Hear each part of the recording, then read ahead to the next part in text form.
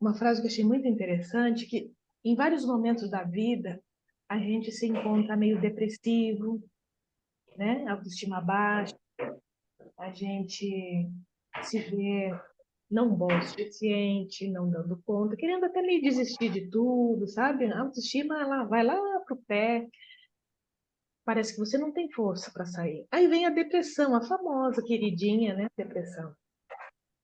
E tem um autor, o autor Beck, em 1960, ele fala que a depressão é um resultado de uma hostilidade contra si mesmo. Nossa, que palavras sábias. Meu Deus. Repete, Maria, por favor, mesmo que vai ficar gravado. A depressão é um resultado de uma hostilidade contra si mesmo. Exatamente. Sabe? É quando você desiste de si mesmo. Então, a depressão é uma agressividade contra si. Porque nós temos que partir do seguinte: o princípio da vida. O princípio da vida é soberana. Nós todos, seres humanos, viemos para esse mundo, nós trazemos dentro de nós um mecanismo que tem a função primária e soberana de preservação da vida. Uhum. Quando você entra num processo depressivo, você vai contra esse princípio básico e soberano, que é a manutenção da vida. Começa um processo de autodestruição. E muitas vezes as pessoas vão com vias de fato a esse fim. Então, Sim. é uma hostilidade contra si mesmo. Muitas vezes, ela está carregada por culpas, está carregada por mecanismos de... Basicamente, culpa seria, eu acho, o processo mais pesado que as pessoas carregam. E essa culpa, ela é inconsciente. A gente carrega ela muitas vezes desde o período intrauterino, aonde eu não sou bem-vinda, você com uma boa esquizoide, né? Você traz a dor da rejeição, tipo, não tem um lugar no mundo que me aceite como eu sou esquisita mesmo, Isso, exatamente. sabe? Eu não me enquadro, não concordo, não aceito, mas e o que que eu faço com isso?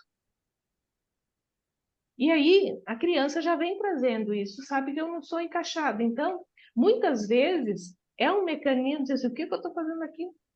Eu estou no lugar errado. Quantas A gente pessoas, sente mesmo. não é? A gente sente errado. Uhum. Então, esse princípio é o primeiro que faz a gente duvidar das nossas capacidades. Por isso que nada é simples na vida, sabe? Todo mundo quer uma pílula vermelha, tomar essa pílula vermelha e resolver todos os problemas. Só que nós somos, eu sempre faço uma analogia com um grande quebra-cabeça. A nossa vida é um grande amontoado de quebra-cabeça, de peças de quebra-cabeça. E nós temos que aprender a encaixar essas peças para a gente poder se ver por inteiro. A grande busca que o ser humano tem é a busca do encontro da sua totalidade. Uhum.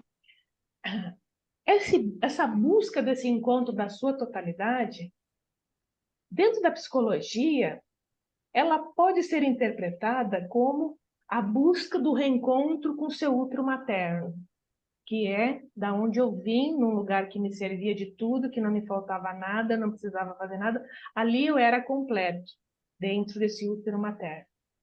A gente pode fazer uma analogia quando as pessoas têm aquela busca espiritual, buscando também essa totalidade, é a busca da perfeição, é a busca do grande encontro do espírito maior, do eu mesmo, do self, da integridade, de integrar novamente nesse lugar aonde a gente se completa. Muitas pessoas buscam através da espiritualidade esse encontro, só que esse encontro não é possível, no meu ponto de vista, não é possível encontrar na espiritualidade quando existem lacunas emocionais, afetivas ainda para serem preenchidas. Sim. Por que que isso acontece? A gente pode encontrar esse grande encontro espiritual quando eu me preenchi emocionalmente daquilo que me faltava como ser humano, porque nós não podemos esquecer dessa condição. Primeira, nós estamos aqui na Terra como seres humanos. Então não adianta eu querer fugir para a espiritualidade se eu ainda não me completei como ser humano. Então eu preciso entender como é que funciona o meu corpo, a minha psique, o meu conjunto, né, meus corpos todos, emocional, mental, físico, biológico, energético. Eu preciso completar todas as minhas fases. E essa completude, esse completar é o encontro com a nossa mãe. Como que nós adultos vamos fazer esse grande encontro com a nossa mãe? É entendendo que 50% de nós somos a nossa mãe. Somos a nossa voz. Somos todo o feminino ancestral que nós carregamos. 50% de nós é toda a ancestralidade masculina que nós carregamos. E nós só poderemos encontrar nossa totalidade, e não importa o caminho que se pegue, a gente só vai encontrar essa totalidade quando a gente aceitar e incorporar dentro de nós essa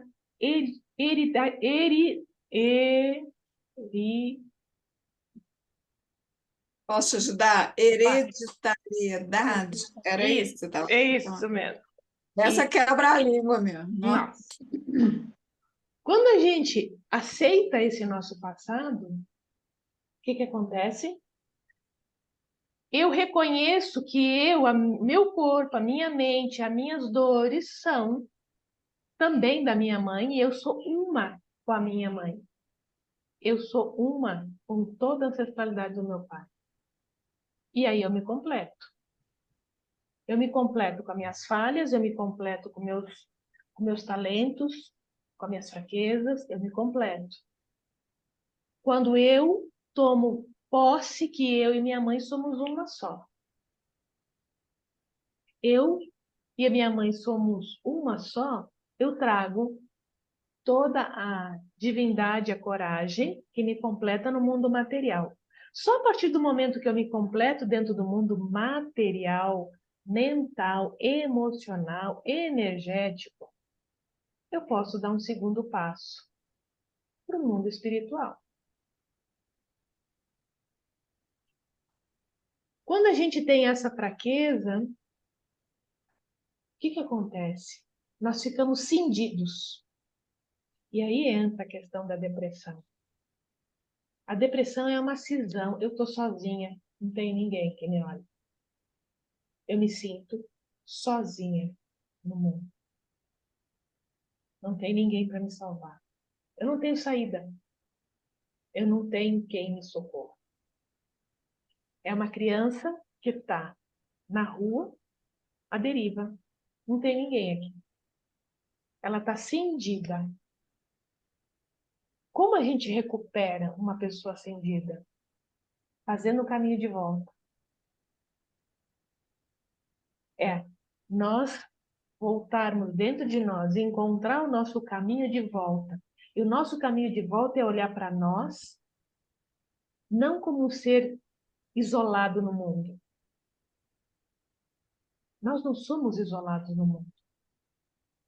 Nós somos células, vamos dizer assim, uma célula de um grande corpo chamado planeta Terra. Todos nós temos uma função aqui. Não sabemos qual é. Mas a nossa vida tem um propósito para manter esse planeta aqui funcionando. A gente não tem a menor noção que um grão de areia ele é necessário para formar a praia. Porque se todos os grãos de areia deixarem de existir, não vai existir praia. Então, por mais insignificante que a gente se veja dentro desse planeta, assim como a célula, nós temos a nossa importância. Porque basta ter uma pedrinha no sapato ou um fiapinho de cutícula incomodando, é o quanto nos incomoda aquilo. Não importa o tamanho. Então a gente precisa buscar dentro de nós essa autopreservação da vida e encontrar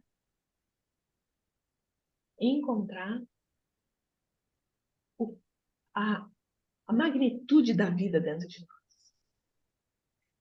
Quando a gente encontra essa magnitude de vida dentro de nós, nós vamos saber lidar com os limites que a Cleo trouxe, como aprender a dizer não. Porque a depressão tem muito a ver com a impotência de existir. Já que eu não posso dizer não, já que eu não posso impor limite, já que eu não posso existir, porque nada eu posso, que diferença faz eu estar aqui ou não estar aqui? Esse é o grande sentimento. Quando a gente não tem limites, é muito interessante, porque é tudo uma coisa, né, que vai desembocando dentro da outra. O limite ele só existe onde há fronteiras.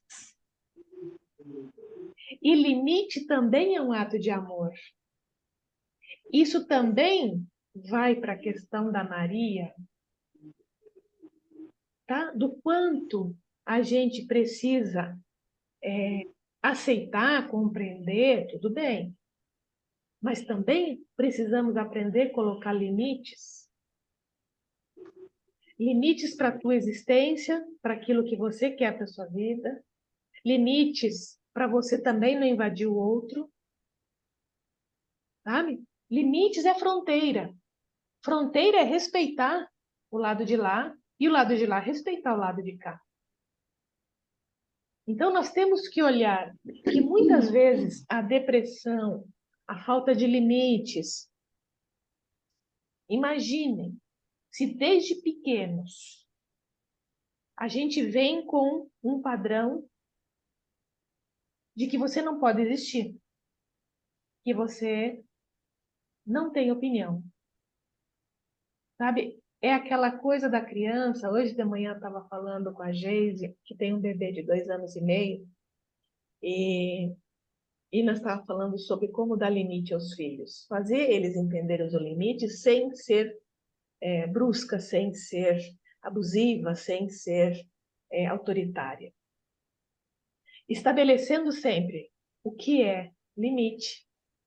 E o outro está esperneando, querendo invadir o seu limite. E você disser, aqui está o meu limite.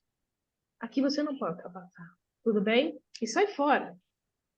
Então ela diz assim, né, que o menino dela, ele tem mania de dizer não. Tudo é não. E ela diz assim, eu disse, você já reparou que de repente esse não nem é não, mas ele aprendeu a dizer não. E para ele é interessante dizer não. E ela diz assim, eu digo, nós vamos tomar banho daqui a 5 minutos. Ele diz, não. Aí ela diz assim, ó, vou preparar teu banho, você tem 5 minutos para escolher o teu carrinho que você quer trazer para o banho, ok? E vai, prepara o banho, dali um pouco ela volta, diz assim, tá pronto o teu banho. Qual é o carrinho que você escolheu? Ele pega o carrinho e vai para o banho. Então percebe que é totalmente diferente de uma educação que nós recebemos. Porque se nós disséssemos não, é um tapa lá da orelha. Não tem a possibilidade de dizer não. Sabe? E nem se escutava, dizer, mas por que está dizendo não?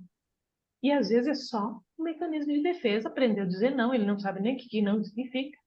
Mas não é legal, é uma palavra que eu gosto de ouvir, de falar. Nossa geração não teve essa educação pedagógica de entender limites, de obedecer, sem ser massacrado. Por isso que nós temos dificuldade de dizer não, de impor limites. E aí, não tendo oportunidade de se posicionar, de respeitar os limites. Criança tem que ter limites também, mas ela também tem que ser respeitada dentro do limite dela. Ela tem que ter o tempo dela processar o que vai fazer na sequência. No caso dessa criança, ela está 2 anos e meio, bem no período do psicopata e masoquista, desenvolvendo ali. Ele tem que negociar alguma coisa, faz parte daquele momento da vida dele. Então, dizer não é reivindicar os direitos, né, que ele está desenvolvendo ali, ele está aprendendo. Não tivemos nada disso. Aí, o que acontece na sequência? Na sequência, a gente desenvolve um pensamento rápido, que é um mecanismo de defesa de acordo com as nossas experiências vividas. Aí, eu vou responder a questão da Diana. Por que vem aqueles insights? A gente não ouve eles, vem um outro pensamento e você segue, né? Aham! Aí você segue, e aí depois você se incomoda, por que você não seguiu aquele pensamento? O que acontece aí? Nós desenvolvemos um pensamento rápido, que é a nossa rota de fuga. É aquilo que durante ao longo da vida foi o caminho que você aprendeu a lidar. E normalmente essa rota de fuga, ele é disfuncional. Sabe assim, você tinha um programa, alguma coisa aconteceu e não era isso que você tinha planejado. Qual é o primeiro pensamento que passa pela cabeça de vocês? É positivo? Ah, de repente essa mudança vai ser boa para mim. Ou, putz, não foi isso que eu tinha planejado. Tudo errado. Já não vai dar certo, está mudando tudo, não foi isso que eu combinei. Qual é o pensamento rápido que vem? É o negativo? Ou você acha legal que tenha havido uma mudança no meio do caminho? Quando o pensamento rápido é negativo, ele é disfuncional. E se ele é disfuncional, ele está ligado à nossa criança. Mecanismo de defesa irracional. Não parou para pensar. Foi no imediatismo. Olhar para esse pensamento disfuncional vai fazer você se perceberem. E o mau humor vem, a insegurança vem. Porque o masoquista não foi isso que eu combinei. O psicopata vai dizer eu não tenho controle de nada. A oral vai se sentir abandonada porque ela tinha planejado e alguma coisa está saindo do script dela. A rígida não está sendo perfeita porque ela não foi isso que ela programou. A rígida é perfeccionista. Quer dizer, nós entramos numa dor profunda. E o que acontece com esse pensamento rápido negativo? Automaticamente vem uma sensação física junto. E se eu tenho um pensamento rápido de negativo, é óbvio que o meu mecanismo de defesa é ameaça. Simpático ativado, parasimpático, e o mal-estar se instala. Aí, continua o pensamento negativo, justificando o mal-estar como pressentimento, eu sabia que isso não ia dar certo, que não sei o quê, e vai justificando, e vai justificando. Só que tudo isso não é real. Aí a Diana colocou lá, antes tivesse seguido a sua intuição. Só que tem um pequeno detalhe. Quando a intuição é verdadeira, a gente briga por ela. Se a intuição é verdadeira e a gente não brigou por ela, é porque teve algum ganho no meio do caminho. Eu canso de ter intuições verdadeiras e eu deixo para lá e sei até a consequência que vai vir, mas eu tenho meu ganho. Tá claro meu ganho? Meu ganho é assim, eu prefiro ganhar isso do que falar sobre isso, do que ter razão. Eu fico com esse ganho. Ter clareza. A intuição me diz isso vai acontecer, tudo bem. Mas se você não falar nada, você ainda está ganhando. Ok, vamos ficar com esse ganho. Mas ter clareza desse ganho. E não dizer, eu sabia que não ia dar. Se sabia, por que deixou acontecer? Então, a gente assumir os nossos ganhos. Assumir que foi interessante deixar a casa cair. Foi interessante você não se posicionar. E não se posicionou porque tinha um ganho ali. Porque assim, ó, se a gente sabe que alguém está praticando algo que vai matar, você pega uma corda, amarra a pessoa, faz qualquer coisa para aquela pessoa não morrer, certo? Se eu não fiz, é porque eu queria que ele morresse. Você vai dar tapa, vai nocautear, você vai fazer qualquer coisa, mas se você deixa, é porque você quer que aquilo aconteça. Ah, mas eu não queria. Não, queria sim. Tinha um ganho por trás disso. Aí a pessoa diz, mas esse ganho só me trouxe prejuízo. Mas ainda é um ganho. Emocionalmente, às vezes, um prejuízo financeiro é menos custoso do que um prejuízo emocional. Sempre nós temos ganhos. Só que às vezes a gente não olha para esses ganhos. E muitas vezes, faz sentido, Diana, o que eu estou falando? Ó, o que eu estou pensando aqui é o seguinte, faz sentido, né? Claro, mas o que eu estou pensando assim é o seguinte, o ganho, se eu assumir o risco, né, e ir para o insight lá que eu tive, eu tenho que aceitar a consequência, sendo bom, sendo ruim, né? Perfeito. Esse outro, né, esse ganho que você está falando, o que me remete aqui é que é mais gostoso, mais fácil, às vezes, ficar na inocência do que ir para o risco. Mas depois que passa, um dia desse eu senti isso para dirigir de carro. Eu falei, acho que eu devia ir por lá, seguir o caminho de sempre. E peguei um engarrafamento gigante no caminho de sempre, deveria ter ido pelo outro lado. Eu falei, caramba, eu devia ter ido por lá. Mas aí, se eu tivesse ido pelo caminho que me veio à mente na hora, eu falei, putz, se chove, tem um cachorro atravessando a rua, tem engarrafamento maior e tal. Então eu decidi, né, seguir o caminho de sempre. E acho que ficando nessa inocência aí, né? Ah, tudo bem, aqui pelo menos eu já é conhecido. E de alguma maneira, Mas, será que você, algo mais, e assim, eu não quero chegar rápido mesmo. não sei. Não parei para pensar nisso. Porque pensa assim, ó, sempre o ganho traz alguma vantagem para você. Às vezes é Uhum, enfrentar uma situação que você não quer lidar com ela, dar uma justificativa que você não quer dar para ela, tá? Tem um ganho aí. Tem que olhar o que te favoreceu entrar no engarrafamento. O que saiu de bom? uhum, Algum ganho teve. Porque a gente recebe os insights, mas você escolhe não escutar os insights, tem um ganho aí. Tem um ganho. uhum, E é importante olhar para esses ganhos, porque assim, ó, todas nós, todo mundo tem intuição. Todo mundo tem. A grande questão é, você se autovalida com as suas intuições?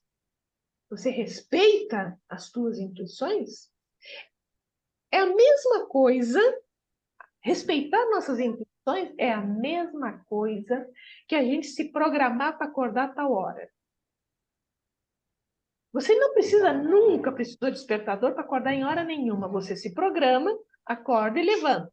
Agora, se você acorda e vai deitar de novo, você não está obedecendo o teu programa. Então, obviamente, a tua mente vai entender que você não precisa obedecer nada, você não vai acordar. Porque você não respeita aquilo que você escolheu. Então, uhum. isso é importante. Importante aprender a respeitar. E uma coisa eu digo para você: comecem a respeitar as pequenas intuições. Comecem a dar voz às pequenas intuições E vocês vão perceber as grandes bruxas que vão surgindo aí totalmente, porque a intuição começa a ser valorizada. Todos nós temos um esquizoide presente, tá? Todo mundo. Dá voz para esse esquizoide, porque a nossa intuição está ligada diretamente ao esquizoide e à nossa oralidade. São aspectos de um traço mais infantil, que está mais na essência, vamos dizer assim. Ele ainda não está muito contaminado com o mundo. Então, o traço esquizoide é intrauterino, o traço oral, ele está na emoção, ele está na pureza do ser. Ele ainda é puro. Por isso que ele tem uma intuição muito aguçada. E ele tem, sim, capacidade de adivinhar, ele tem capacidade de empatia, ele tem capacidade de ler pensamento. Ele é um empata. No recurso, ele encosta perto de alguém, o lado bom e o lado ruim. Tudo na vida tem polaridades.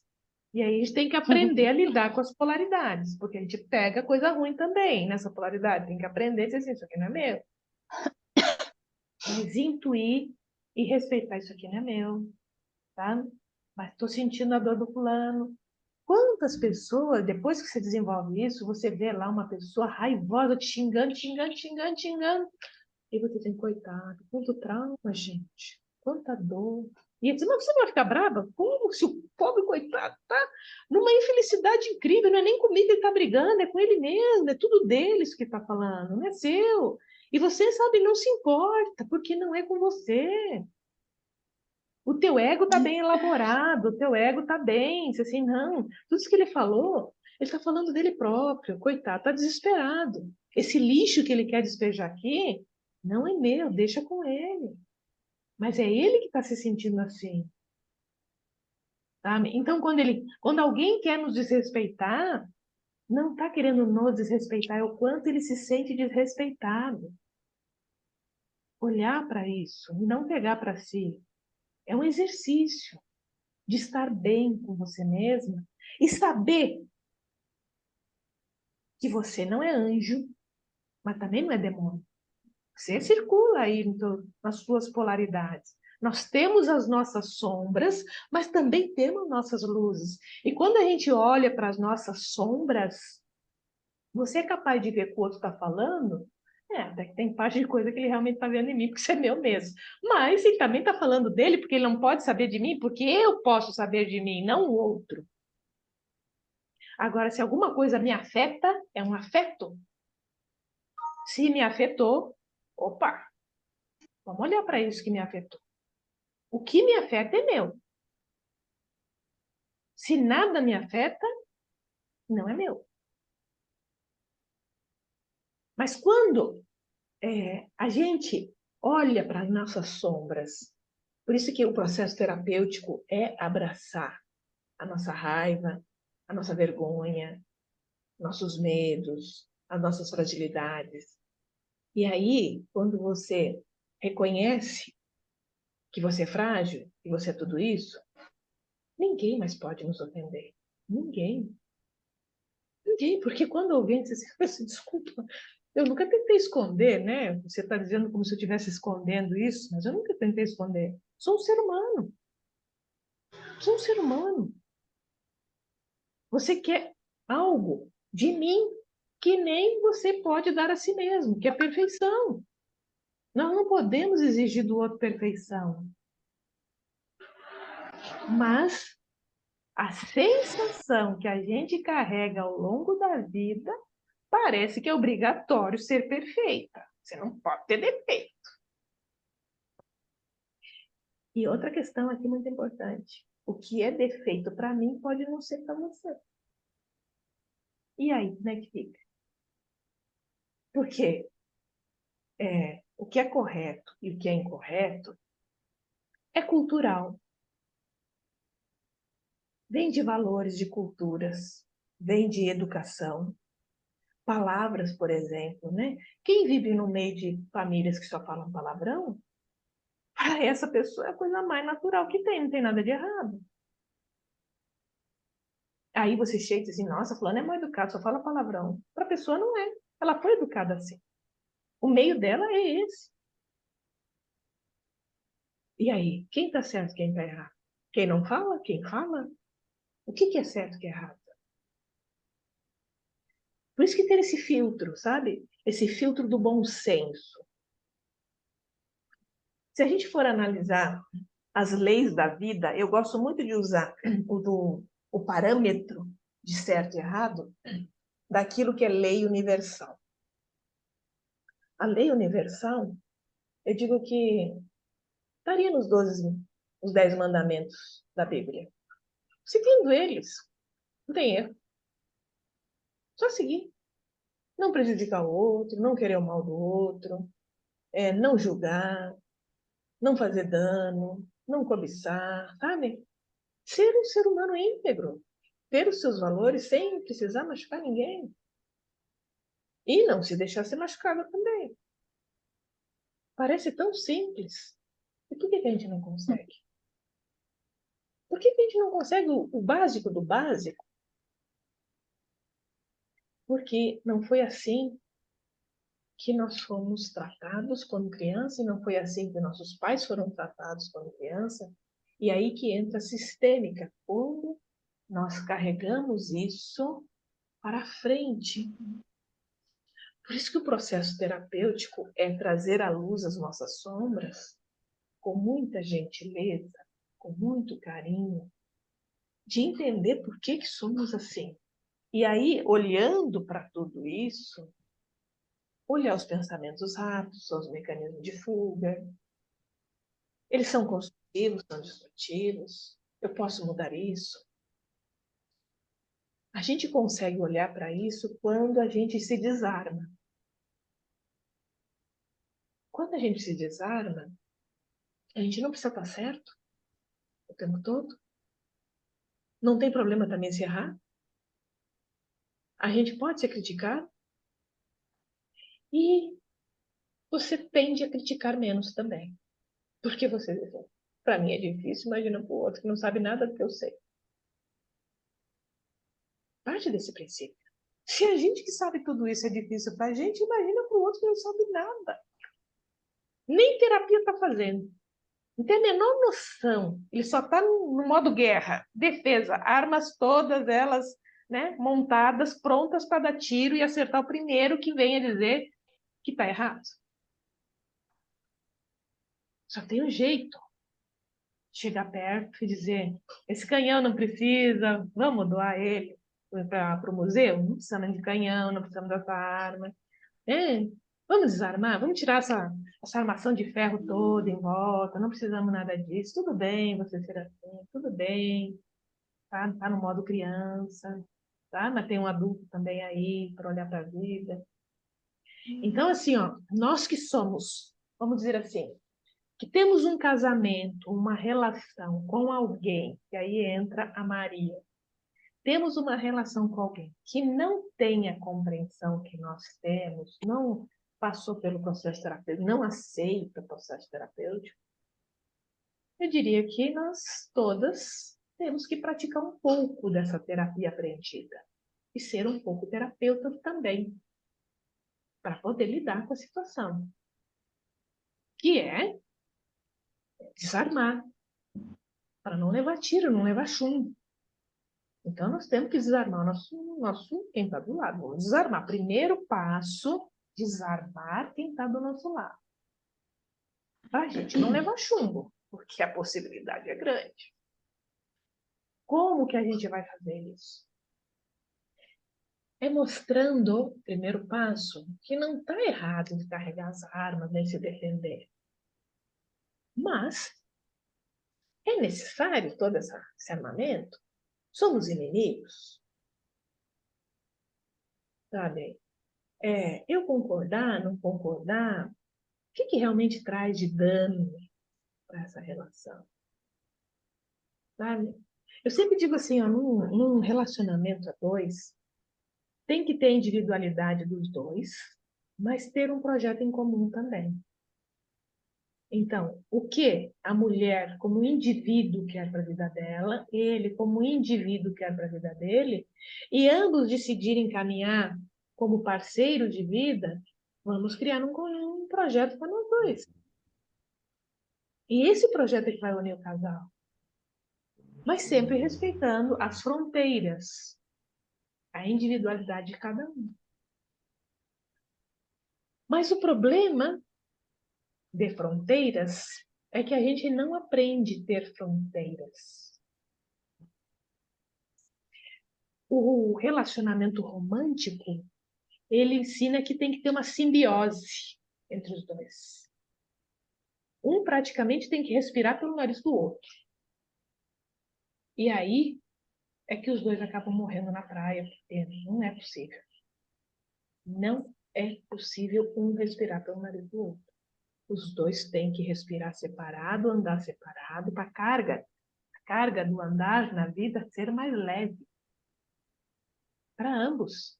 Isso não quer dizer que quando um lado estiver precisando de uma ajuda, você esteja plena para poder ajudá-lo. E quando você também estiver muito cansada e precisando de um colo, ele também esteja pronto para te ajudar. É diferente, gente, de um apoiar o outro quando um está precisando de mais atenção o outro, do que carregar no colo. Isso é importante. Quando a gente consegue essa leveza, um milagre acontece. Você fica à vontade para ser você mesmo. Você não tem medo de falar, de sonhar. Você pode respirar sem culpa. Que você está respirando sozinha com o teu nariz. Está enchendo teus pulmões, não precisa dividir teu ar com ninguém. E aí você assim, uau, posso respirar. Pode. Não precisa dividir teu oxigênio com ninguém. Ele é todo seu. Porque nós temos que ter em mente isso. O nosso oxigênio é só nosso. O do outro, ele tem o dele. Ele precisa acreditar que ele tem o dele. E muitas vezes tem que pedir para fazer terapia, gente. Terapia é vida. Terapia é vida. Terapia nos liberta da capacidade de que eu não sou boa o suficiente, que eu tenho que carregar, que eu tenho o quê? Tem que ser eliminado das nossas vidas. A gente não tem que nada. Tem que trocar o tenho que por eu vou fazer, eu quero fazer, estou com vontade de fazer. Quando entra eu tenho que, para tudo. Para tudo. Olha para esse tenho que e pergunte-se por quê? Para que você tem que? Vamos observar que esse tem que vem lá da mãe. Você tem que ser comportada, você tem que ser boazinha, você tem que estudar, você tem que se vestir direito, você tem que fechar as pernas, você tem que ser uma moça decente. Só uma perguntinha aqui. Nós não somos adultos? Já não somos adultos o suficiente para dizer, mãe, não tenho que nada. Já sou adulta.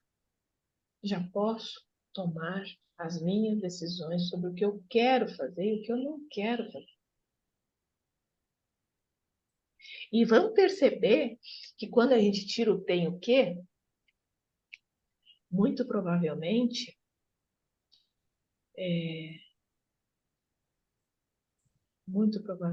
nós... Esqueci de botar um link aqui para a Rose. Eu pensei que ela estava no grupo, mas ela não está. E ela tinha pedido para mim mandar. Tem que botar lá no grupo.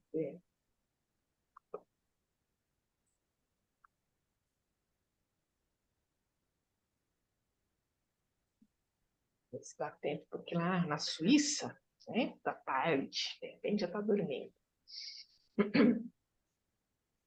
Então vamos olhar que quando a gente tira essa palavra, como a vida fica leve. Até tem mais vontade de fazer as coisas, tem mais disposição, porque nada é obrigatório. E é interessante que essa questão do tem o quê, ela pega muito mulheres casadas, até na questão sexual. Porque sentir-se obrigada a praticar sexo é uma coisa que desilude qualquer ser humano. Porque a gente não quer se relacionar por obrigação. A mulher, em particular, ela se entrega por amor, ela se entrega por ser desejada, ela se entrega por ser querida, ela se entrega porque ela quer retribuir aquilo que ela está recebendo. E não por obrigação.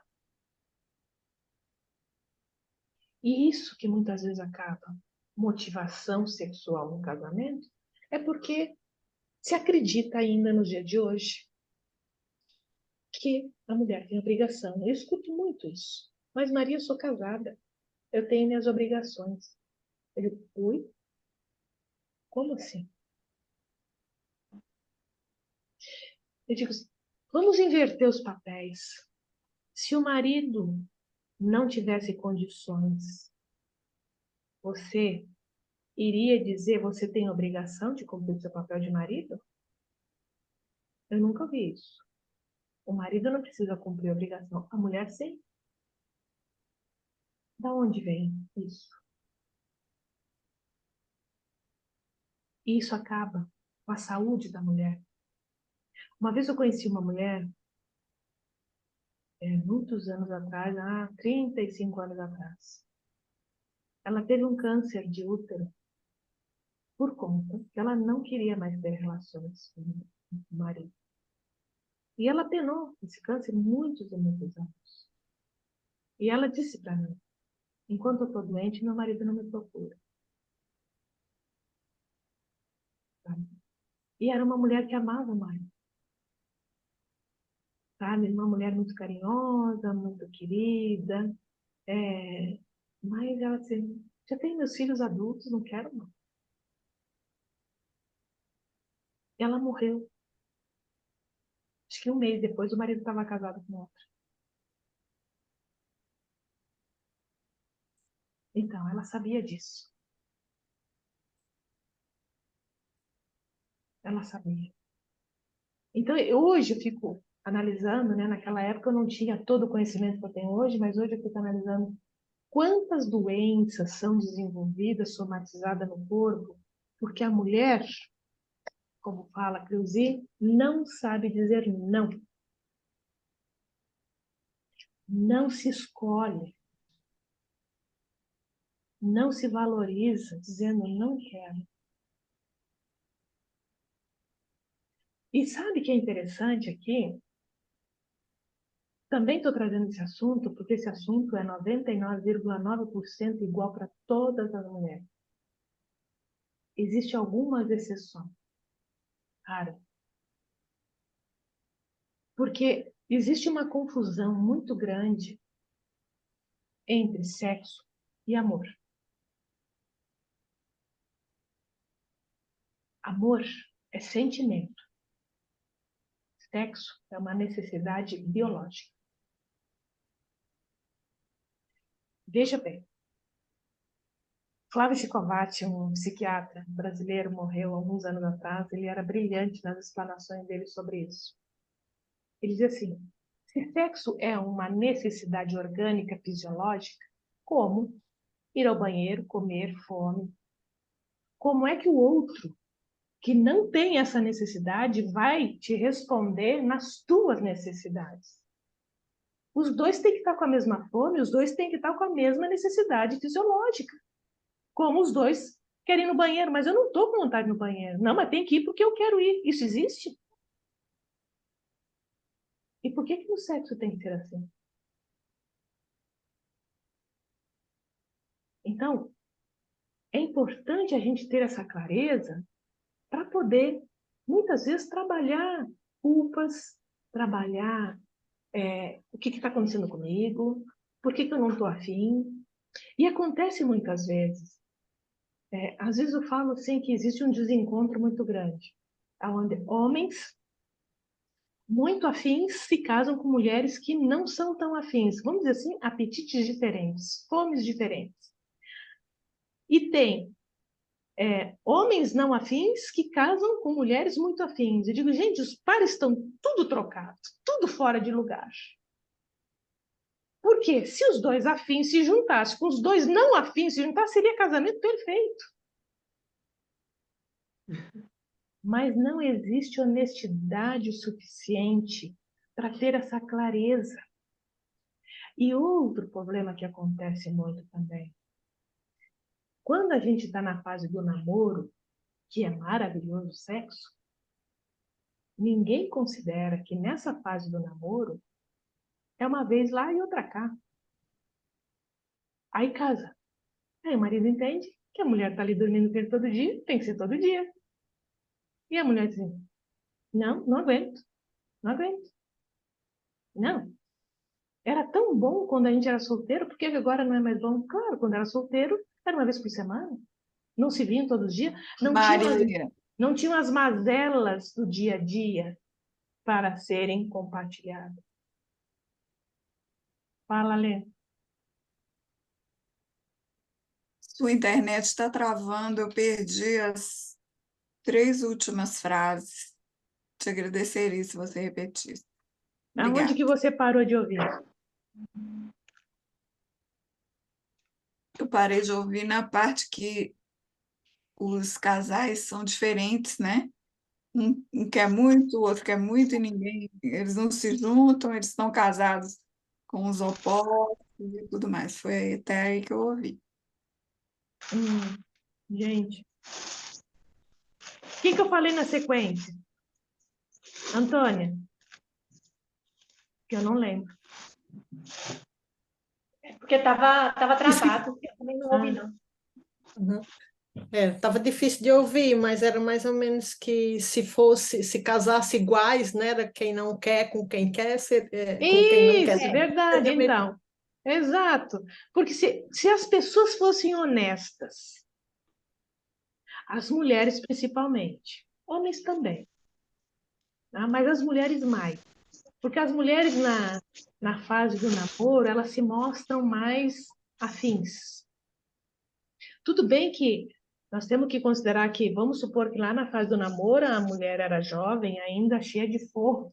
E aí vai passando o tempo, a gente vai comendo menos mesmo. E aí o parceiro não entende que o mecanismo mudou, o corpo mudou, a menopausa chegou e a fome se foi embora. Então tem que ser atualizado as informações. Só que a mulher não fala para o marido o que está acontecendo com ela. E ele não tem que adivinhar. E aí começa muitas crises, porque ou ele acha que ele não é mais interessante, ou ela não ama mais ele, ou o que está acontecendo aqui? E eles têm que ser atualizados. Porque a andropausa masculina é diferente da menopausa feminina. E ela pode vir muito depois também. A andropausa pode vir muito depois do que a menopausa feminina. E a menopausa feminina está vindo cada vez mais cedo. Hoje em dia, mulheres com 40 anos estão entrando na menopausa, com 38 anos estão entrando na menopausa. Então, está mudando o metabolismo. Sabe? Vai saber por quê.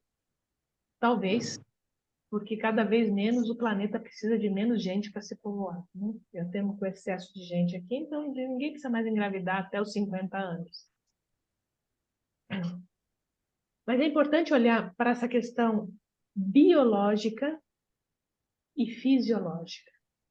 Entender que nós, mulheres, assim como os homens, não precisamos nos sentir culpadas, porque as necessidades físicas de um não precisam estar na mesma necessidade do outro. Quantas vezes assim, eu estou com fome, meu marido não está com fome. E aí? O que faz? Tem que comer porque ele está com fome, porque eu estou com fome? É mais ou menos isso. Aprender a dizer não é o primeiro passo. Aprender a dizer não. Aprender a respeitar limite, território. Fronteiras Vamos imaginar fronteiras. O universo do marido é um, o universo da mulher é outro. São duas fronteiras diferentes. A gente pode conviver em paz, né, atravessando essas fronteiras momentaneamente, mas elas têm que ser respeitadas na sua individualidade. Até porque, vamos imaginar que a fronteira de um tem toda a cultura, toda a dinâmica sistêmica de um, e o outro carrega toda a sistêmica do outro. Aí nós vamos casar e vamos juntar essas duas sistêmicas. Alguma coisa, ela precisa ser ajustada, porque são dois sistemas diferentes se encontrando. Uma outra coisa que nós temos que considerar dentro dos relacionamentos são os conluios neuróticos, que eu falei, inclusive, na outra palestra. As afinidades... Que essa palavra Conluio neurótico. travou seu... Nós temos que observar os conluios neuróticos. Está travando ainda? Não. Está travando? Deixa eu trocar aqui a minha rede.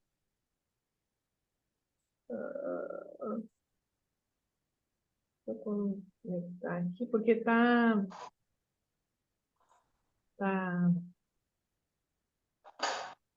Deixa eu ver aqui. Deixa eu botar no 4G, porque a internet não anda boa, não.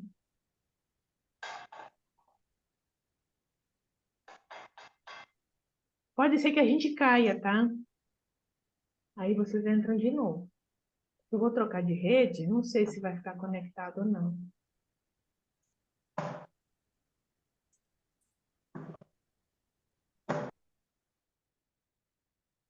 Uhum. Uhum. Vamos ver se a gente vai ficar aqui. Estão me ouvindo? Estão me ouvindo? Sim. Ah, Sim, te ouvindo, sim. maravilha. Então, teoricamente, não caiu nada. Estamos aqui, nossa banda. Tecnologia é muito bom, gente, quando funciona. Porque se não funcionar... Muito bem, gente. Diante disso que eu trouxe, dentro do que reverberou dentro de cada uma de vocês, o que fez sentido, o que ficou em dúvida, o que vocês colocariam em cima, o que vocês perguntariam, como é que foi essa ressonância com que eu trouxe hoje? Fala, Lê. Eu não consegui ouvir a sua conclusão sobre o conluio neurótico, Ah, porque com essa questão da, da da internet. rede, da não sei o quê, tá? Então, conluio neurótico é uma observação que o Freud fez na época lá que ele criou a psicanálise, que assim, o próprio Chico Abate também fala, quando duas pessoas se encontram e dizem assim, nossa, fulano tem tudo a ver comigo, nossa, a gente tem muita coisa em comum, teve muita afinidade. Essa afinidade é um conluio neurótico, porque o que a gente se afina, normalmente, é quando as dores do outro são tão parecidas com as nossas. Nossa, o fulano também tem problema com a mãe dele, coitado, sabe? Nossa, ele é um incompreendido pela mãe, coitado. E aí você vai lá com uma salvadora, né, que você tem experiência nisso, porque afinal de contas você também foi destratada pela sua mãe, então você se sente compreendida e ele também se sente compreendido, porque é mais ou menos assim, sabe? Nós dois somos dois sofredores, merecemos ser felizes, não acha? Então, isso não é encontro de almas gêmeas, isso é encontro de neuroses, afins. E o que é importante observar isso? No primeiro momento é muito lindo. sabe? Empatia, compaixão, entendimento. Só que no segundo momento, na convivência, esse conluio neurótico vai se bater, porque as carências de um com as carências do outro vão se chocar. Porque ele busca a mãe dele, que é incompreendida, e vai encontrar essa manifestação na esposa, e ela que teve uma mãe também que não a compreendeu, vai enxergar no marido a mãe que não o compreendeu, e começa os atritos entre os dois. E começam a se sentir não compreendidos, porque ele vê nela a mãe e ela vê nele a mãe também.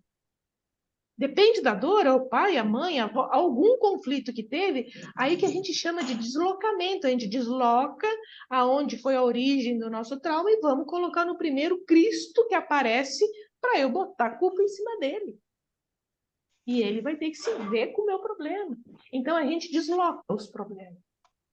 E muitos casamentos, eles não dão certo, porque com o avançar da idade, como a Maria coloca, o que que acontece? A nossa tolerância vai diminuindo. E assim, tipo, eu tenho mais direitos, tá? Aos 60, então, direitos adquiridos da terceira idade. Eu posso ser eu. Eu posso botar meus cachorros para fora, eu posso reivindicar meus direitos. E aí, esse conluio neurótico fica até mais forte, muitas vezes. Porque você não entende. Mas não é a mulher o problema. É o trauma da infância, lá da mãe, que não foi resolvido. E ele joga para cima da esposa. A esposa também joga para cima dele as neuroses dela. Porque nós temos que partir do princípio que aquilo que eu vejo no meu marido é meu. O que o meu marido vê em mim é dele. É só um deslocamento das minhas sombras. Não é uma coisa gostosa que eu estou falando, tá? Essa parte do cardápio, ela é um pouco indigesta.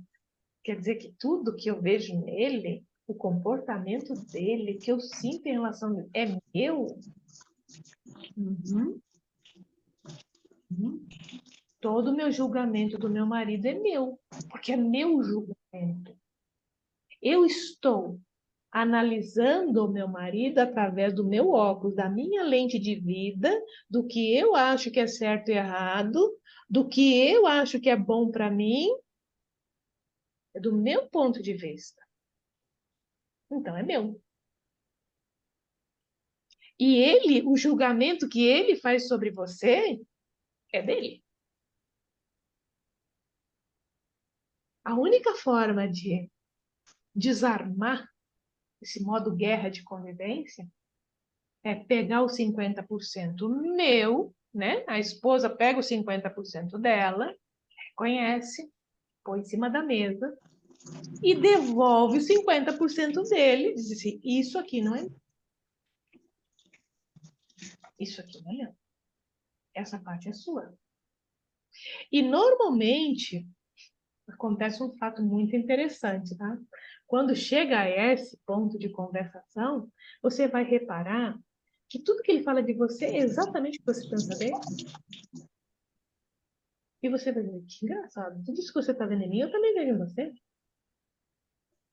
E como é que a gente resolve esse impasse? Simples. Não vamos acusar mais ninguém aqui. Eu fico com o meu 50%, você fica com o seu, e vamos parar por aqui. Por quê? O que eu vejo em você é meu, o que você vê em mim é seu, vamos trabalhar individualmente, cada um com o seu 50%. Aí seriam dois adultos usando o pensamento criativo. Lembra lá daquela palestra que a Rosângela trouxe do triângulo dramático? Aí a gente entra no triângulo da realização, aonde a gente busca a alternativa criativa, busca o sábio que existe em nós e vamos para a solução do problema. Mas ambos têm que querer essa solução de uma forma assim. Depois que a gente passa, que nem 30, 40 anos casada, a grande questão é: nós queremos viver uma vida mais 20, 30 anos desse jeito? Não. Nós merecemos isso? Não. Vamos viver melhor? Vamos. Sabe o que quem tem que fazer? Vamos largar as armas? Vamos. E vamos ser mais afetivos, mais gentis com as dores do outro? entendendo que eu tenho os meus problemas com a minha mãe e com meu pai, você tem os seus também, e é tão difícil para mim quanto para você, nós vamos respeitar isso.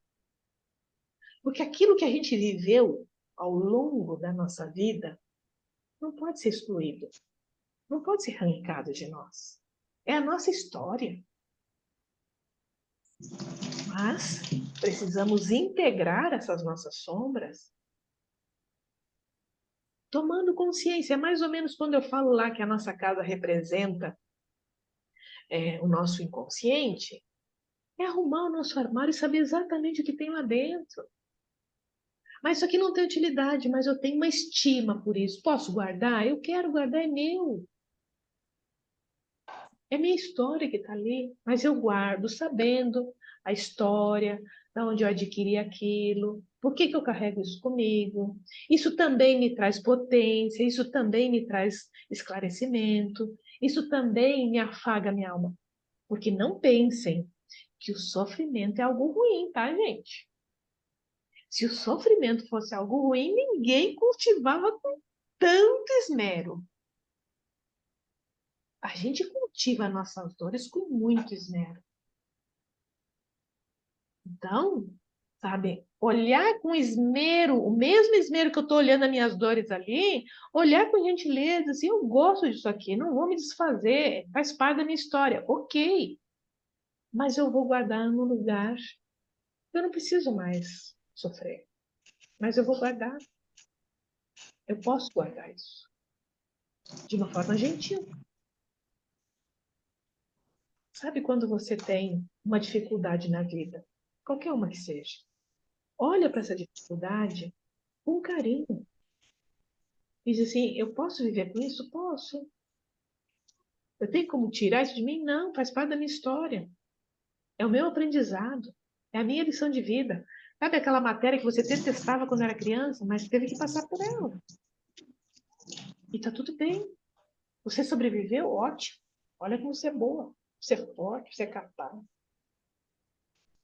Então a gente tem que perceber que tudo que a gente viveu na vida nos trouxe até aqui. E se nos trouxe até aqui, tem uma potência, tem um valor.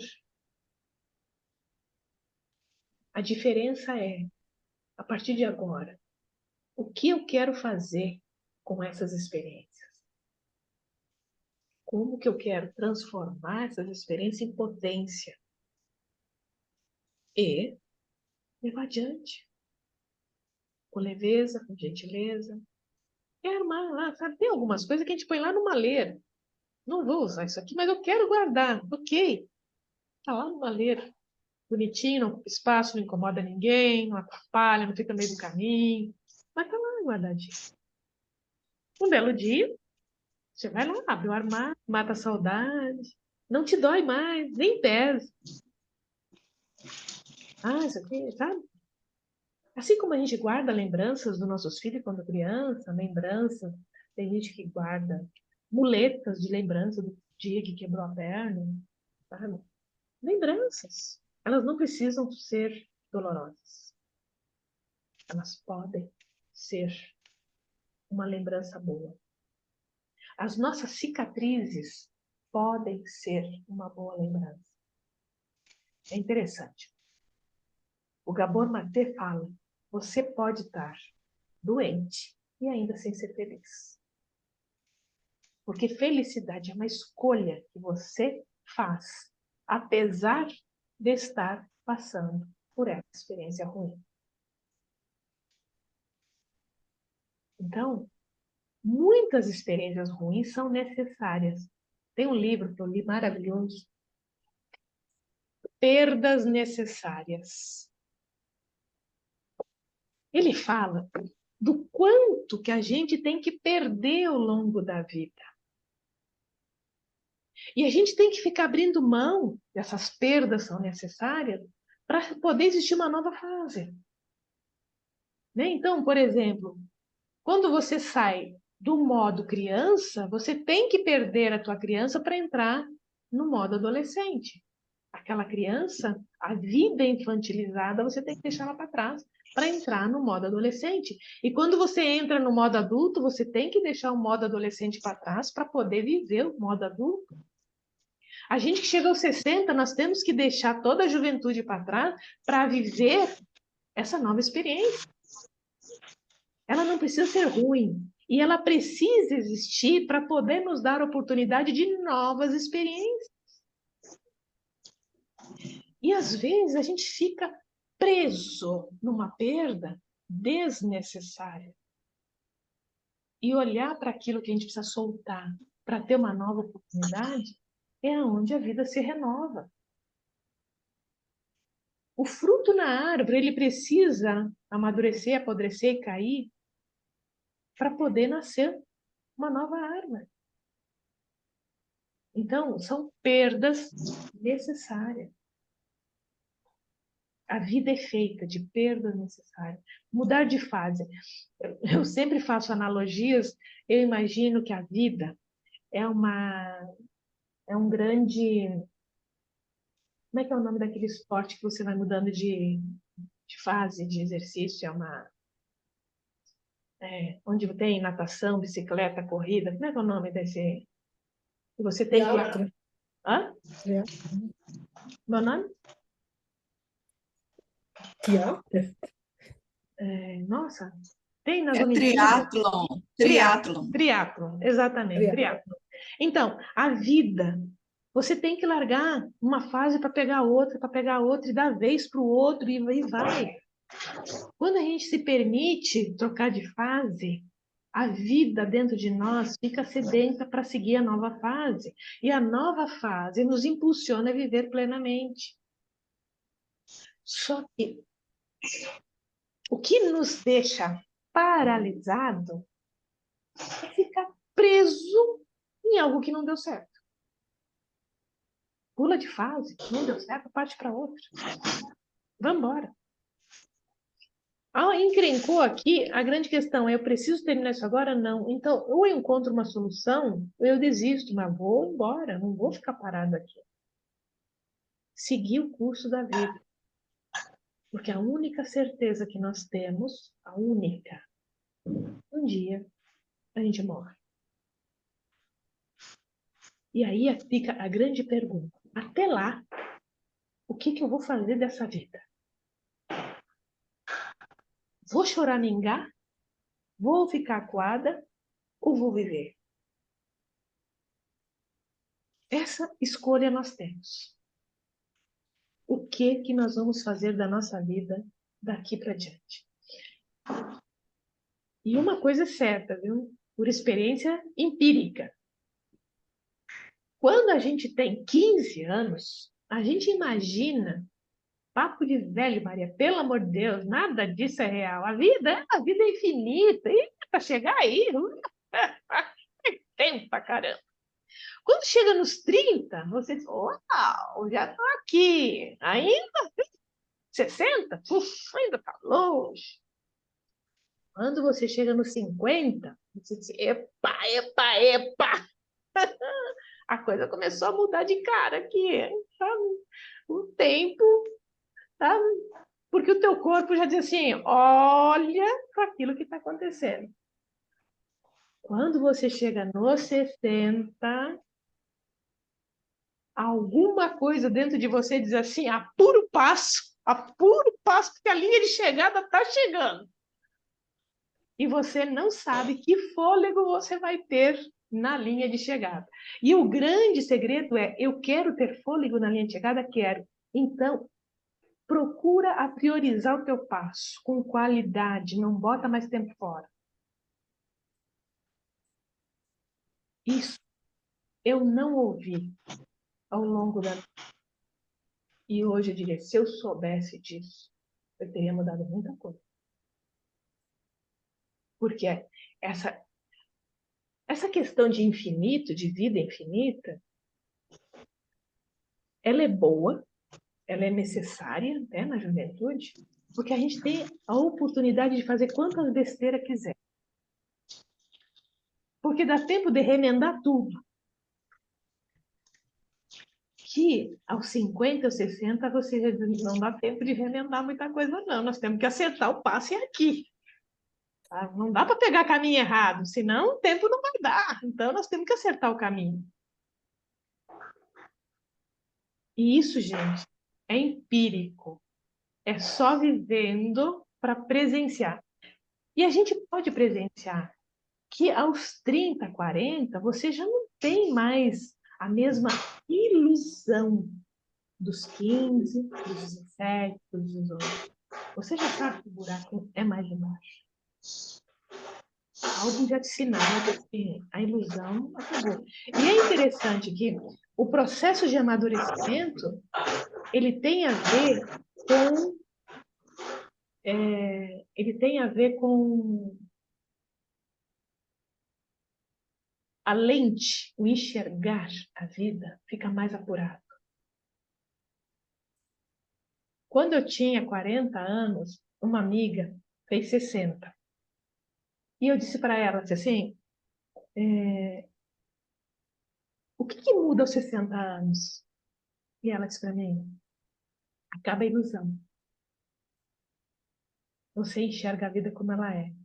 Eu tinha só 40, fiquei imaginando como é que é acabar a ilusão. Porque quando a gente não tem a experiência, como é que é essa experiência? Hoje, gente, eu tenho 60 e eu posso dizer que quando acaba a ilusão, você enxerga as coisas como elas são, reais. Sabe? O real não é o faz de conta, o romantismo.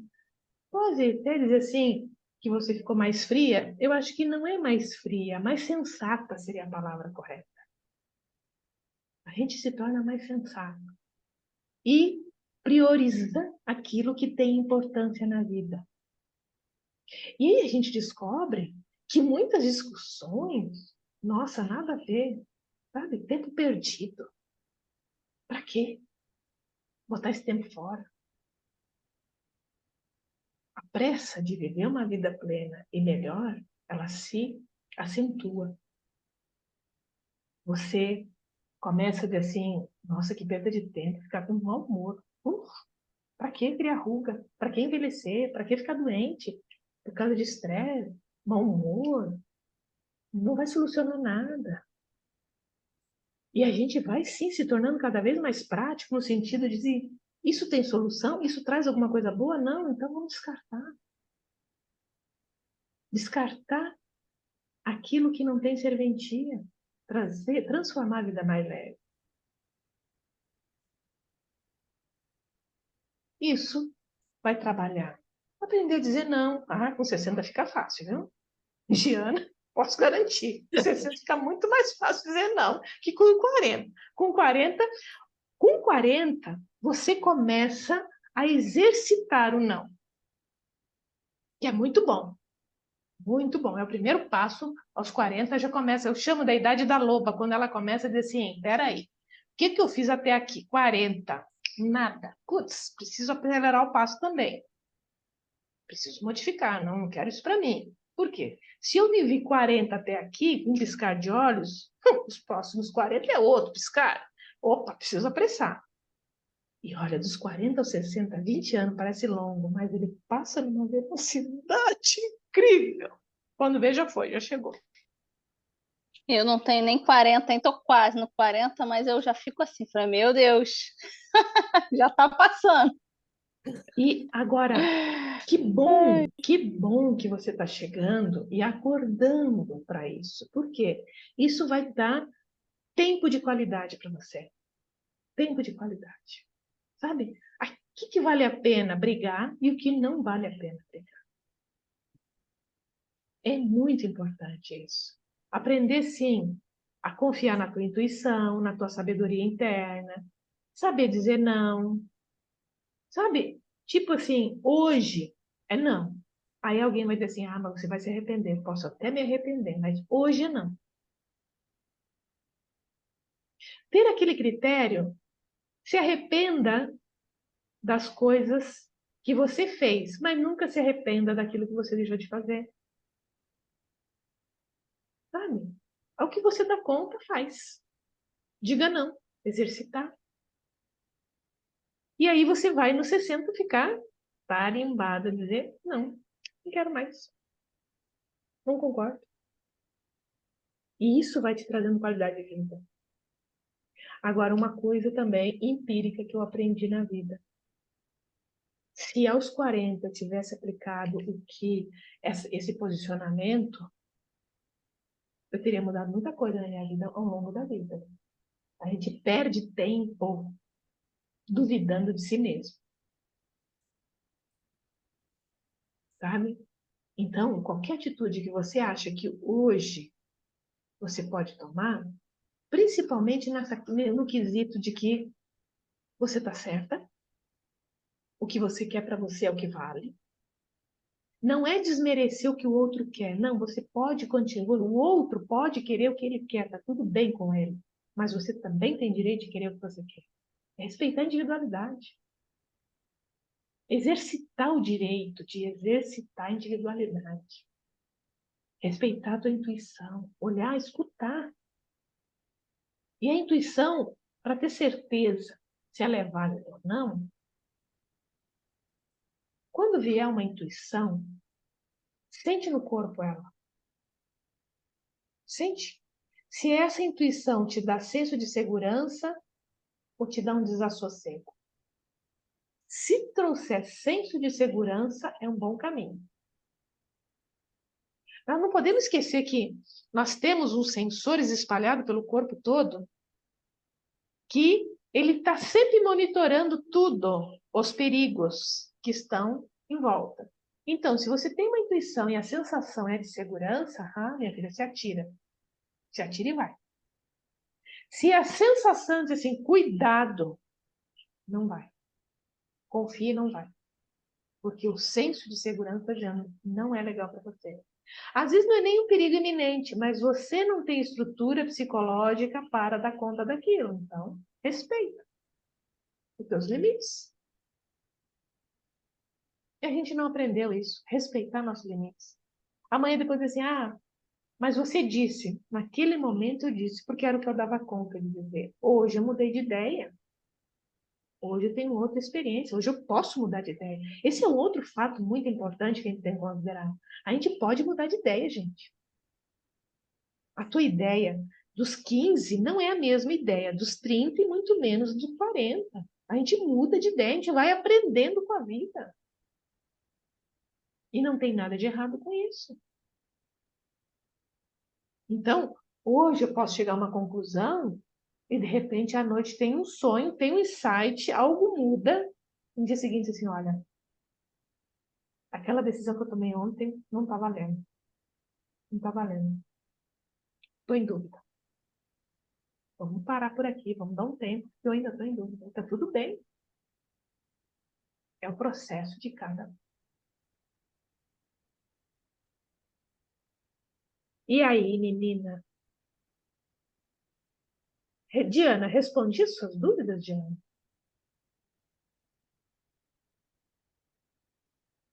Maria, respondi as tuas dúvidas, Maria?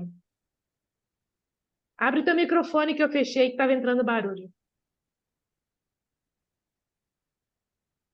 Tá fechado.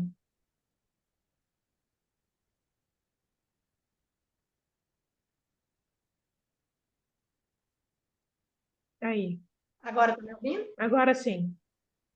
É porque eu precisei fazer umas coisas aqui e esqueci de fechar. Gente, Tudo desculpa, bem, tá?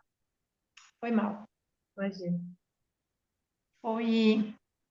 Foi excelente, Maria. A gente que já tem um certo conhecimento, já vive nessa busca, né, de compreender melhor, dessa evolução toda. Nossa, eu até, esse encontro ficou gravado, né? Ficou. Não, porque esse eu vou ver de novo. Porque, assim, Maravilha. eu tive que fazer algumas coisas e aí a gente acaba perdendo um pouco a concentração. Mas eu amei demais a forma que você expôs as dúvidas, os temas das meninas, das colegas. E aqui eu trouxe, né, que não é assim muito o meu caso, mas é Uhum. um caso que também a gente muda de endereço um pouco, muda também o grau, mas parece, né? A gente também tem essas coisas. Eu quero te parabenizar de verdade, porque como que você consegue pegar tudo isso assim, fazer todo esse, sabe, esse começo, meio e fim, juntando tudo que a gente propôs, né, que a gente trouxe como proposta, de uma maneira tão clara. Eu amei demais. Então, a gente interpreta que é uma tapeçaria. A gente vai tapeçando, vai desenhando, e o desenho vai se formando no final.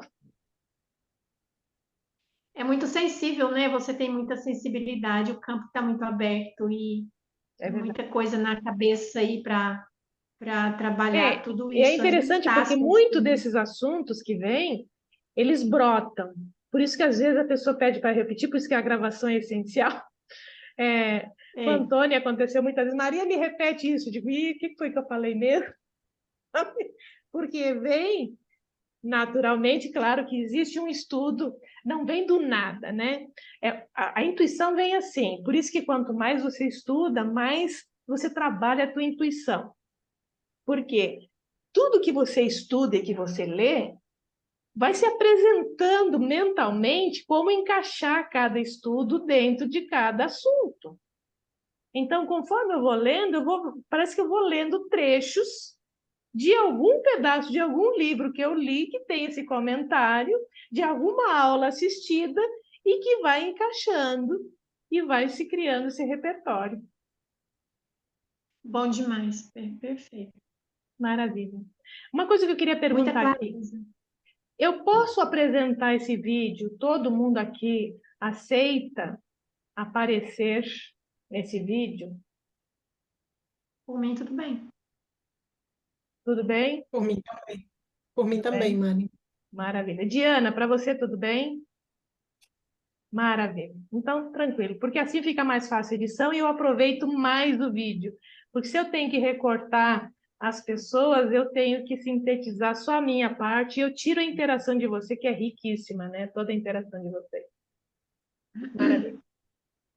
Obrigada, Maria, seu feedback maravilhoso. E esses feedbacks me estimulam a continuar fazendo essas palestras gratuitas. Muito bom. Nossa, poderia cobrar, eu ia pagar com todo prazer. Ah, maravilha, maravilha. Muito bom. Gratidão demais, de Não coração tem mesmo. preço, não tem preço. Maravilha. Fico muito, muito feliz. Muito feliz. Estou me sentindo Letícia, até mais leve. maravilhoso. Essa é a ideia. A ideia é contribuir, a ideia é compartilhar. E, e é interessante porque quando a gente cria um campo, uma coisa é certa. Vocês que estão aqui assistindo estão trazendo essa energia para o campo se manifestar. É Uhum. diferente de eu gravar um vídeo sozinha. Então, a energia de vocês, a busca de vocês todas estão aqui compartilhando, e a ideia é compartilhar com todas as mulheres que puderem compartilhar entendimento, autoestima, sabe? Quantas questões que tantas mulheres carregam sozinhas, achando que o problema é só delas, de homens que acham que é só deles, e de repente ouvindo assim, nossa, então eu sou normal? Então, eu posso ser assim, porque essa é a ideia. Não existe anormal. Porque se existe um anormal, somos todos nós. Esses dias eu compartilhei um vídeo de um menino autista que eu achei sensacional. Ele era espanhol. E ele fazia um depoimento sobre, ele era um ativista dos autistas. E ele dizia assim, o autista é considerado um anormal porque ele foi diagnosticado depois que vocês se autodiagnosticaram como normais. Mas se o nosso padrão fosse o primeiro diagnosticado, o nosso seria o normal e o de vocês seria anormal. E é verdade. O que é normal? Normal é aquilo que foi descoberto antes, né? Como Freud dizia, todos nós somos neuróticos. Então, os neuróticos são os normais. Veja bem, os neuróticos são os normais. Por que os neuróticos para Freud eram os normais? Porque os neuróticos tinham seus traumas, suas neuroses, mas ainda assim conseguiam conviver dentro da nossa realidade, vamos dizer assim, com mais equilíbrio, tá? Nós temos as nossas dores, nossas frustrações, mas a gente consegue interagir com o mundo com certo equilíbrio. E qual era o contraponto dos neuróticos? Os psicóticos. Os psicóticos, eles estão fora do nosso mundo, no mundo paralelo, e não têm condições de viver com normalidade dentro do nosso mundo. Ele conclui que os neuróticos são todos os normais. Então, gente, nós somos neuróticos porque nós somos normais. Mas ser neurótico e normal não quer dizer que a gente não tenha problemas. É. Só que os nossos problemas, vamos dizer assim, são aceitáveis, tá? E os psicóticos não são aceitáveis. Os psicóticos são aqueles que estão entre o nosso mundo, tido como normal, porque agora a gente começa a duvidar o que é normal, o que não é normal, né? E os psicóticos, eles enxergam um outro mundo invisível. E aí eu digo assim, qual é a diferença de um psicótico para um médium vidente? Ou um médium auditivo? Qual é a diferença? É que o médium, ele consegue ver, o telepata, o clarividente, ele enxerga o mundo paralelo e consegue trazer, se situar no mundo dito como real, nosso mundo físico. Então, ele vê e consegue dizer, eu estou aqui e estou vendo. O psicótico não, o psicótico vê e acredita que aquilo que ele está vendo é o real. Então, ele entra no mundo paralelo e não consegue voltar. Essa é a única diferença.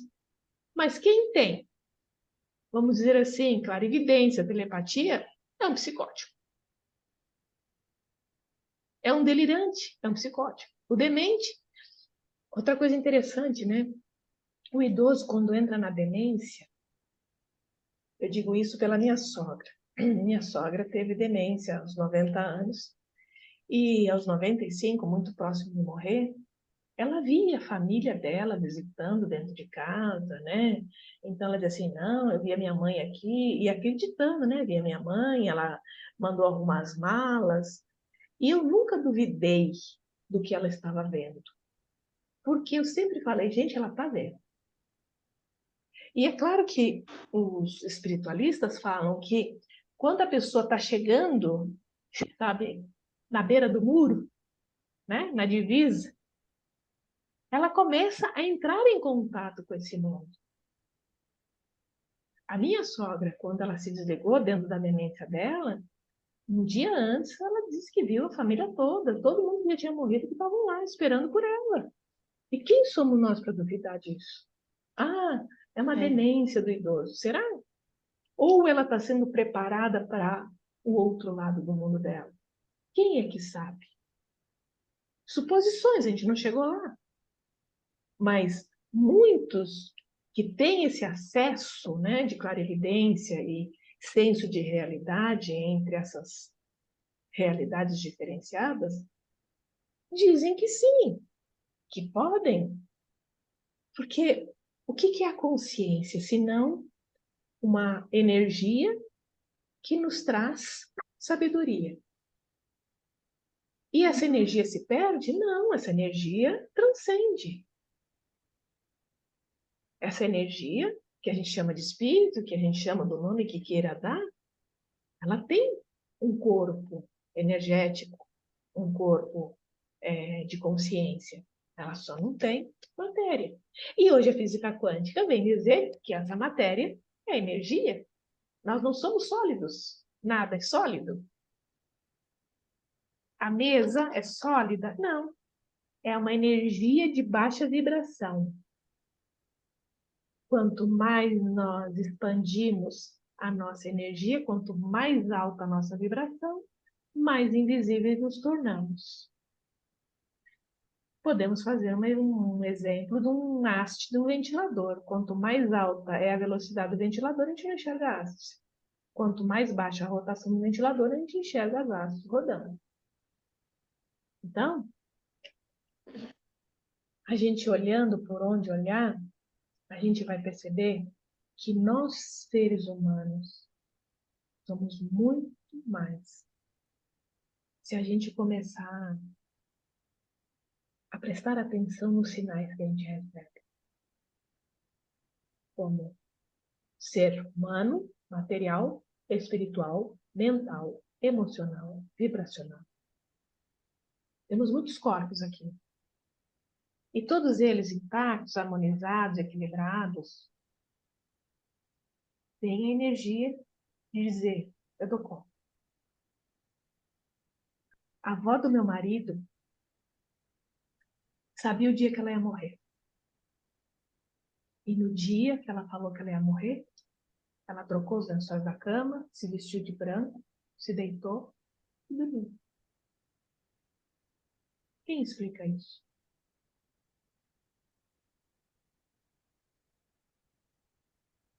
Ela sabia, sem É problema. uma elevação, não é? Assim, é uma elevação, Ela não tinha não sei medo, se então. uma Diz. elevação, mas corpos, né? A gente deixa de ser muito matéria e vai mais para as dimensões invisíveis, né? Vou dizer Exato, assim. exato, exato, exato. A E pessoa sabe que vai. para chegar a esse ponto, primeiro passo é trabalhar as nossas mazelas inferiores, Aham, sabe? Controle, poder, medo, sabe? Porque a gente fica preso nesses penduricalhos uhum, e permitindo que a gente pode conviver com esses penduricalhos, mas sem pesar, vai trazendo uma leveza, dizendo isso não é importante, isso não é importante, vamos voar. É se permitir voar. E aí você vai. E a consciência vai se expandindo, por isso que quando a Diana fala da intuição, todos nós temos uma energia psíquica, que para Jung ele chamava de arquétipo. Essa energia psíquica é o que nos traz intuição, nos traz conhecimento, tá? de, de espiritualidade, conhecimento do que nós vamos fazer, como que nós vamos levar isso. E nós temos que tomar posse de tudo isso. E aí, com certeza, a prosperidade, a saúde, o bem-estar, tudo vai convergindo para o mesmo caminho. A saúde nada mais é do que a cura, o acolhimento. A gente não cura porque nós somos saudáveis. Quando a gente está doente, é ausência de saúde. O retorno para a nossa integridade é a busca da nossa saúde de volta. E buscar nossa saúde de volta é dar colo para nossas dores. Eu gravei aquele poema sobre Eu me tornei um guerreiro.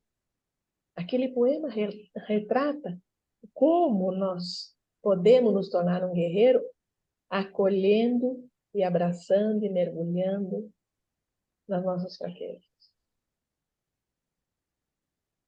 Aquilo ali é o exemplo do resultado de uma terapia.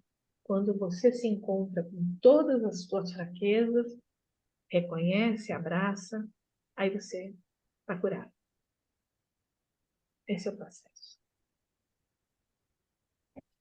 Muito bem. Letícia ficou com alguma dúvida? Não? Diana? Nery, você não abriu a câmera hoje, né? Não? Tá com o microfone fechado.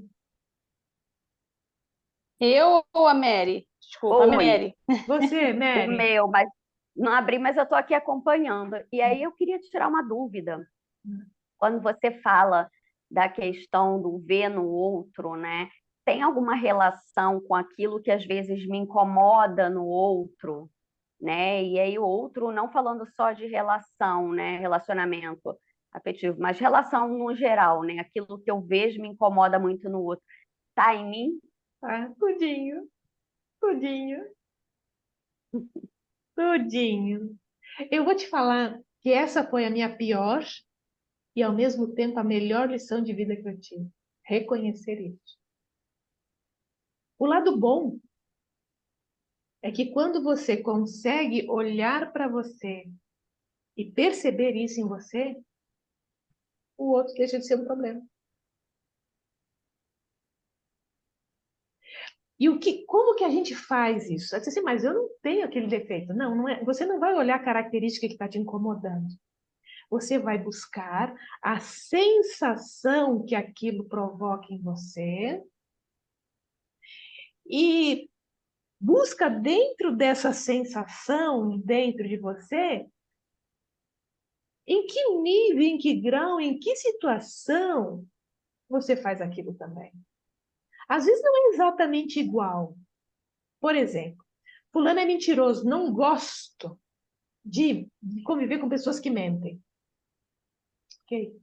Olha para dentro de você quando que você mente. Às vezes você mente para você mesmo. Então, tudo que incomoda no outro é nosso. Talvez podem ser níveis diferentes, situações diferentes, mas você faz aquilo. Então, olhar para você. E busca sempre assim, dá um aperto no peito. Não gostei, me incomoda. Opa, quando que eu minto? Quando que eu sou falsa? Quando que eu falo dos outros? Ah, fulano é fofoqueira.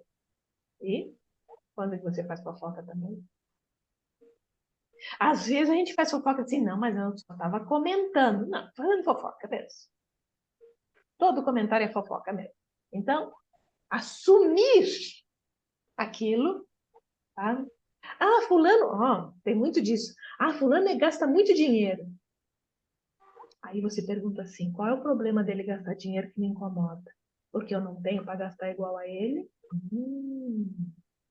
Então é isso que está me incomodando aqui. Eu não tenho para gastar igual a ele. Mas se eu tivesse, eu não estaria gastando igualzinho? Ah, não, não estaria. Será? Por que te incomoda? Se o dinheiro não é seu, o gasto não é seu, por que te incomoda?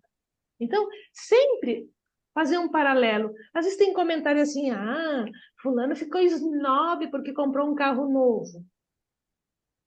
Ué, por que eu estou achando isso? Porque eu não posso ter um carro novo? Porque se eu comprasse um carro novo, como que eu agiria? Será que eu já não sou snob sem carro? Por isso que eu estou achando outros tá inovando com carro. Então, é assim, ser sincero com a gente é o primeiro passo. Eu não sei quem aqui já leu Carlos Castaneda, eu li toda a coleção do Carlos Castaneda. E tem um livro deles que eu não lembro qual que é, porque li todos. Que o Dom Juan é um índio, que é um mestre guerreiro. E ele inicia o Carlos Castaneda na arte de ser guerreiro. Em alguma parte do treinamento, ele fala para o Carlos Castaneda. Porque o Carlos Castaneda realmente sempre foi muito arrogante. Até dava raiva dele de ler o livro de tão arrogante, e burro e teimoso que ele era na história dele. E o Dom Juan diz assim, Carlos, sabe qual é o teu problema maior? Que você é um peido. E aí o Carlos fica todo ofendido. Diz assim, por que você está falando isso de mim? O que eu te fiz para você achar? Me julgar dessa maneira? Ele está vendo? Está vendo? Está vendo? Estou te falando. A diferença é que eu também sou um peido. Mas o que difere eu de você é que eu não tenho problema nenhum em assumir que eu sou um peido. Agora você se acha todo bonzão, todo sabichão. Essa é a única diferença. Então, olhar para a gente e acolher as nossas fraquezas, as nossas limitações, as nossas fragilidades, ninguém mais nos ofende. Ninguém. Sabe? Tá tudo bem ser quem somos. É o que a gente deu conta de ser. Sabe? Por isso que a gente não pode julgar que a vida do outro foi mais difícil ou mais fácil do que a minha, do que a sua. A gente não julga. Porque, às vezes, a vida do outro foi até mais fácil que a nossa, mas para o outro ultrapassar aquilo lá foi muito mais difícil que para nós, nas nossas dificuldades. Por isso que o não julgar. Aí você assim, não, mas ele nem teve tanta dificuldade assim. Quem somos nós para dizer o que foi difícil para o outro ou não? porque a gente não sabe os recursos internos que ele teve para passar aquilo. Tem gente que diz assim, não, fulano não gosta de trabalhar. Vamos olhar que dificuldade que ele está tendo, que ele teve ao longo da vida, de freio, dificuldade de autoestima, para poder seguir na vida. E ele está lá, no útero da mãe, não quer sair do modo criança. Porque ele não foi estimulado a ir para a vida. Então, esse olhar generoso com as nossas dores, eu sempre falo isso, gentileza gera gentileza. A gentileza que a gente trata as nossas dores, nós vamos ter a mesma gentileza para lidar com a dor alheia, com a dificuldade alheia. Então, quando alguém está sendo muito rude com a gente, com absoluta certeza ele é rude com ele próprio. Ele também está sendo massacrado. Então, ele tem que massacrar o outro. Eu sempre falo assim, né, que quando a gente pega o chicote para nos bater, antes de nos bater, nós estamos acertando alguém. Então, larga o chicote. Nós não precisamos de chicote. Quando eu digo para a gente olhar aquilo que reflete dos outros, não é para a gente olhar para as nossas mazelas como, ai, nossa, eu sou fingida mesmo. Ai, eu sou fofoqueira mesmo. Não é com desprezo daquilo que nós somos. Não. Olha que interessante, eu também sou. Gente, olha que descoberta. Não vou falar mais de ninguém, vou costurar minha boca. Isso tem que ser divertido e não pesado. Sabe? Tem que ser com leveza. É abrir os armários, né, o nosso inconsciente, e cavocar nas caixinhas guardadas. O que eu tenho guardado aqui? Oh, uma poção de ciúme. Uau, eu nem sabia que eu tinha isso. Eu tenho uma poção de ciúme aqui. Era do meu pai com a minha mãe. Uau, por isso que eu sou ciumenta. Mas não é para pegar o chicote. É olhar com carinho e botar na estante lá. Por quê? Quando você tiver ciúme ou achar que alguém está com ciúme de você, olha para o seu ciúminho. Tá lá. Ah, eu também tenho a minha parte. E assim, gente, vamos acolhendo pedacinho por pedacinho que nos compõe. Ok, meninas? Rose chegou Sim, tarde. Maria, obrigada. Eu espero não ter pegado pesado com você, Mary. Não, imagina. Que bom, que bom. Muito bem. Então, nós vamos encerrando por aqui. E depois, Rose, assista a gravação. A gravação hoje não vai ter cortes, só as partes da internet aí. Ela vai ficar íntegra do jeito que ela veio, porque todos os participantes concordaram em aparecer hoje. Fico muito feliz. Obrigada, Lê, pelo coraçãozinho. Obrigada a todas que estiveram aqui. Daqui a 15 dias a gente volta a se encontrar novamente. Ok, obrigada, Maria. E coloquem lá, vamos usar esse grupo para a gente trabalhar, colocando mais temas, sabe? E coloquem lá também o reconhecimento de vocês para dar uma pitadinha de inveja para quem não pôde participar. Lê, quer falar, Rose? Pode falar. Que horas que começou? Às Às 9? 4. Às 4. É que eu te mandei o Já link seria às tarde. 9. Eu mandei o link tarde porque eu tinha esquecido. Ok. Você não está no grupo? Eu vou te colocar no grupo. Não, Eu vou te colocar lá no grupo. não. Eu estava procurando, eu ia até te escrever. Na hora que eu ia te escrever, você esqueceu de Ah, mim, é. né? Aí eu... Ok. Então, quando ela pensou, eu me lembrei. Digo, preciso mandar. Eu vou te botar no grupo, porque aí eu mando o link pro grupo e todo mundo recebe. Ah, tá certo. Tá bom? Tá certo. Maravilha, então. Depois você olha a gravação. Foi um tema bastante interessante hoje. E fiquei muito feliz com tudo que nós recebemos hoje. Tá Beijos, certo. meninas. Até a próxima. Até a próxima. Tchau. Tchau, tchau. Tchau, tchau.